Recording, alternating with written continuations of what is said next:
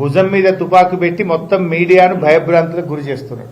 అన్ని media ఛానళ్లను, media హౌజులను తన కట్టడిలోకి తీసుకోవాలని రేవంత్ రెడ్డి ప్రభుత్వం ప్రయత్నం చేస్తుంది. ఇప్పుడు ఈ ప్రజాస్వామ్యంలో 4 స్తంభాలు ఉంటాయి. 1 శాసనసభా వ్యవస్థ, ప్రజాస్వామ్య వ్యవస్థ.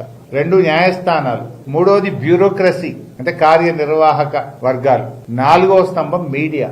ఈ 4 బాగుంటేనే ప్రజాస్వామ్యం అనేది పదిలంగా ఉంటుంది. కానీ 4వ స్తంభమైన ప్రజాస్వామ్య వ్యవస్థకు అత్యంత ముఖ్యమైనటువంటి మీడియాను ఈరోజు రేవంత్ రెడ్డి బ్లాక్మెయిల్ చేస్తా ఉన్నాడు. రేవంత్ రెడ్డికి ఎందుకో మీడియా అంటే చాలా కోపం ఉంది. ఆ మధ్య ఒకసారి మాట్లాడుతూ ఏమన్నాడు, జర్నలిస్టులను చూస్తే వల్ల చెంపలని వలగొట్ట బుద్ధి అవుతుంది అని ఓపెన్ గా పబ్లిక్ మీటింగ్ లో మాట్లాడాడు. వల్ల చెంపలు వలగొట్టాలనిపించిందట ఆయనకు. ఆయన అంత కసి ఉన్నది మీడియా మీద. అది నేను చెప్తలేను, రేవంత్ రెడ్డి గారే పబ్లిక్ మీటింగ్ లో చెప్పిన మాట గుర్తు చేస్తున్నా. ఇవాళ ఆయన కడుపులో ఉన్న ఆక్రోశాన్ని ఇలా అక్రమంగా అర్ధరాత్రి పూట జర్నలిస్టులను అరెస్ట్ చేస్తూ వికృత ఆనందం పొందుతా ఉన్నాడు రేవంత్ రెడ్డి గారు.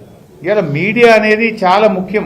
మీడియా ప్రశ్నించడం మానేస్తే అధికారంలో ఉన్న వాళ్ళు బరి తెగిస్తారు, ప్రజలకు మోసపోతారు, ప్రజలకు గొంతుక లేకుండా పోతుంది. ఇది ప్రజాస్వామ్యానికి ఎంత మాత్రం మంచిది కాదు.